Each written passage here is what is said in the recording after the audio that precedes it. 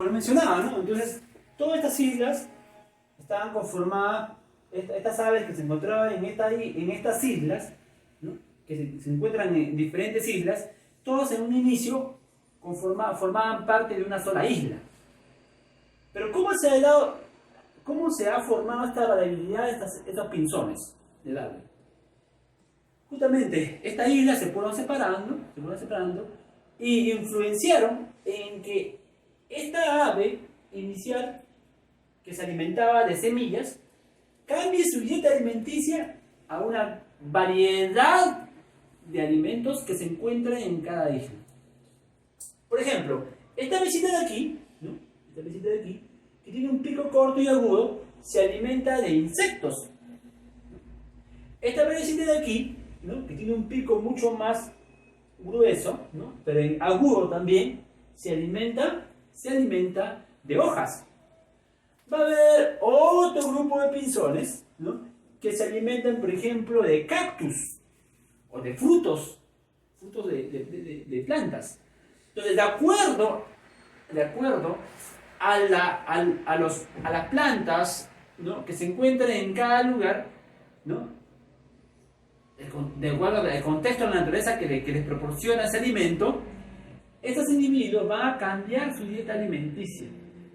Y esto va a influenciar en el hábito y también en cambios morfológicos y fisiológicos que van a desencadenar en la variedad de aves que vamos a ver. Y finalmente esa variedad se va a convertir en una nueva especie. Esa es la explicación justamente que da Darwin de las 13 especies que se encuentran justamente en estas Islas Galápagos. También hace su experimento, hace su comparación también en el caparazón de las tortugas, ¿no? Las tortugas de las Islas Galápagos. Él observa justamente todos esos rasgos, esos cambios, y lo demuestra justamente, o lo explica justamente en su teoría. Los pinzones de Darwin de las Islas Galápagos, ¿no? Es lo que demuestra. Entonces, un pinzón que tenía un pico grueso que se alimentaba de semillas, ahora va a alimentarse de una gran variedad de alimentos, ¿no? Listo. Ok, esos son los orígenes de las especies por selección natural. Ahora, Charles Darwin también es importante en demostrar, él demuestra también que los cambios que ocurren en los animales también se desarrollan en los humanos, ¿no? Según Darwin, el humano pasó por un proceso de hominización, es decir, había un ancestro denominado primate que dio origen a los humanos. Estos cambios evolutivos que desarrolló el hombre a lo largo del tiempo también lo explica la evolución, ¿no? Y justamente hay toda una contradicción, hay toda una polémica, no una contradicción, es una polémica en que el hombre proviene del mono, pero no es tan correcto, ¿no? Sino que los primates vienen a ser el tronco que dio origen a los monos, a los simios, pero también al humano. Estos cambios que desarrolló justamente también le explica en el Darwin en un artículo importante justamente en el proceso de hominización del hombre, ¿no? De esta manera, jóvenes, hemos ilustrado más o menos la explicación que da Darwin justamente a su teoría. Pero los postulados, ¿cuáles son? Para que se pueda dar la aparición de nuevas especies, el origen de nuevas especies, tienen que cumplir con 4 aspectos importantes. ¿Cuáles son? Lo primero es que existe una gran variabilidad en cada especie, variabilidad de individuos en cada especie. Esto lo demuestra la reproducción. Cuando los individuos se reproducen, generan descendientes con una gran variabilidad. Recordemos, mira, tus hermanos son diferentes a ti, ¿no? Todos los integrantes de tus descendientes, o sea, todos tus hermanos, son diferentes. Eso se explica justamente ¿por qué? Porque la reproducción es un proceso mediante el cual permite que generen descendientes variables, ¿no? Variabilidad de la especie, ese es el primer aspecto, ¿no? Entonces, los individuos, cuando se reproducen, generan variabilidad de especies. ¿no? Variabilidad de individuos en una sola especie. El segundo aspecto, cuando los individuos se reproducen, ¿no? Generan una población. Esta población en algún momento va a llegar a una cúspide. Esa población va a ser tan grande que va a llegar a una cúspide, ¿no? A esta gran cantidad de individuos que se encuentran en la naturaleza en algún momento, ¿no? Debido a que encuentran un lugar propicio, porque hay bastante alimento, ¿no? Es el segundo proceso que se desarrolla justamente para la evolución. ¿Cómo se llama? La superpoblación, ¿no? Aumento de individuos justamente porque hay un lugar propicio, ¿no? Aumento de individuos, una superpoblación. El tercer es la competencia. Competencia, ¿no? O la supervivencia de los más aptos, ¿no? La supervivencia o competencia de los más aptos consiste en lo siguiente, en que en la naturaleza justamente los individuos están compitiendo constantemente por alimento, por espacio, ¿no? Por reproducción, están compitiendo constantemente, ¿no? ¿Están compitiendo para qué? Para sobrevivir, ¿no? ¿Y quiénes sobreviven? Los más aptos. A ver, entonces, el tercer paso es la, ¿no? Competencia o supervivencia de los más aptos. Pero aquí me voy a hacer un paréntesis. La supervivencia de los más aptos consiste en tres aspectos también importantes, ¿no? La primera es la competencia que hay entre especies diferentes, ¿no? Por ejemplo, hay dos especies donde una de ellas, por ejemplo, es el depredador y el otro es la presa, ¿no? Son dos especies diferentes, es una competencia, ¿no? El depredador, por ejemplo, va a utilizar la estrategia más idónea para poder atrapar a su presa. La presa va a utilizar sus aspectos más importantes de criticismo, ¿no? O sea, del color de su esto, o las patas mucho más rápidas, ¿no? O la visibilidad a su depredador, pues, para poder evadir a ese depredador, ¿no? Entonces, los dos están compitiendo, ¿no? Uno para poder atrapar a su presa y el otro para poder escapar de su presa. Entonces, a eso le llamo competencia entre especies diferentes. La otra es competencia dentro de la especie. Justamente en una población se compite por reproducirse, ¿no? Se compite por alimento. En una población, o sea, en un grupo de individuos de la misma especie, se compiten por tener el alimento a su disposición, ¿no? Compiten por alimento. También compiten por reproducirse, por encontrar parejas entre ellos. Compiten entre ellos. Hay una competencia por alimentación, por reproducción y también por espacio, ¿no? Entonces no se olviden eso también, ¿no? Y la última competencia es la competencia que existe con la naturaleza, ¿no? La supervivencia a la naturaleza. Hay aspectos negativos, por ejemplo, el alimento, ¿no? El alimento, la disposición del alimento, las lluvias, ¿no? Son una competencia ardua que hay justamente con la naturaleza, ¿no? La naturaleza nos dispone, por ejemplo, del alimento, ¿no?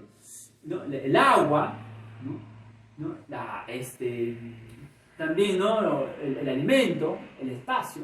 Entonces, la naturaleza también influye en ese aspecto de la competencia por la supervivencia de los más aptos. Y el último aspecto es justamente la selección natural. Ahora, la naturaleza se va a encargar de seleccionar quienes tienen la condición ideal para poder sobrevivir. Después de que hubo variabilidad, después de que hay una gran variabilidad de individuos, ¿no? Después de que esa gran variabilidad generó una superpoblación, ahora esos individuos que se han generado van a sobrevivir los que estén acondicionados a la superpoblación. O sea, los que han sobrevivido a la superpoblación por competencia, ¿no? De espacio y de alimento, los que sobreviven ahora son los que van a ser escogidos para la supervivencia y los que van a ser privilegiados para la reproducción, y de esa manera van a transmitir sus rasgos físicos, sus cualidades, hacia otras generaciones, ¿no? De esa manera justamente se perpetúa la especie ¿no? A través del tiempo. Entonces, ese aspecto es importante, ¿no? La selección natural no influye, o sea, no escoge, no es como le decía Adamar, ¿no? Que la naturaleza molda, la naturaleza no molda, la naturaleza lo que hace es escoger los más aptos, ¿no? Escoge los que están en condiciones idóneas para sobrevivir. ¿No? Eso es lo que hace la naturaleza, ¿no? Es lo que menciona justamente en su último postulado.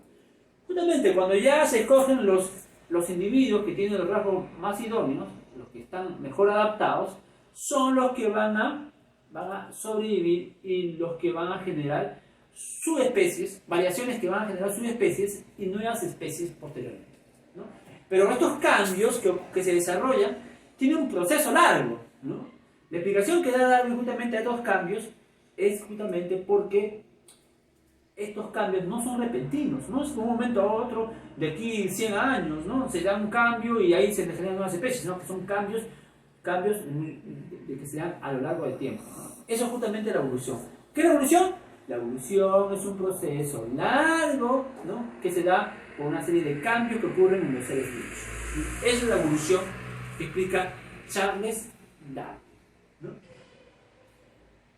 Pero Charles Darwin no postula lo mismo, no solamente lo postula, sino Wallace también, ¿no? Wallace también, que tenía menos condiciones económicas para poder desarrollar su trabajo, también ayuda a explicar la selección natural. Llega a la misma conclusión de Darwin. Él hace exploraciones, por ejemplo, en Australia, ¿no? En Malasia, ¿no? En una serie de países de Australia, y él explora la flora australiana, ¿no? Y justamente también la flora africana, ¿no? También él en sus viajes, él logra ir a esas expediciones gracias a que él hacía colecciones científicas de insectos, ¿no? Gracias a eso él puede recaudar dinero y de tal manera que puede hacer sus expediciones. Él postula justamente su teoría en el año 1838 con Darwin, ¿no? Con Charles Darwin. Los dos postulan su teoría en el año 1838. Después Darwin ya postula su teoría, ¿no? Del origen de las especies por selección natural en el año 1839. Darwin, su postulado de la hominización, ¿no? La evolución por hominización del hombre, lo postula en el año 1871, ¿no? Pero después ellos hacen una serie de exploraciones, ¿no? Por ejemplo, Charles Darwin sigue haciendo esas exploraciones para poder también explicar y entender mucho más el proceso de evolución. Wallace también hace lo mismo, ¿no? Hace lo mismo, ¿no? Otro detalle importante que también es vital y es importante que ustedes sepan es que la superpoblación que menciona Darwin fue por aportes que había desarrollado Malthus, ¿no? El economista Malthus menciona justamente que la población humana está en una progresión geométrica. Una progresión geométrica, ¿no? En algún momento va a llegar a la cúspide, y esa cúspide se genera justamente por la competencia que hay, ¿no? Las guerras, la competencia por espacio, por tener más espacio, la competencia por tener el mercado, ¿no? El mercado del comercio, ¿no? Hace que las guerras disminuyan esa progresión geométrica y lo convierte en una progresión aritmética, ¿no? La competencia que hay entre ellos, ¿no? Entonces, justamente esa es la teoría de Malthus, ¿no? Que va a ayudar a explicar justamente su segundo postulado de Darwin, que es la superpoblación. De esta manera, jóvenes, hemos culminado con el tema de evolución biológica, ¿no? Que viene a ser el inicio de una nueva explicación y una nueva revolución de poder explicar cómo se dan los cambios en la naturaleza, ¿no? Muy bien, jóvenes, cuídense y un saludo inmenso hasta una nueva oportunidad. Chao, chao, jóvenes, nos vemos.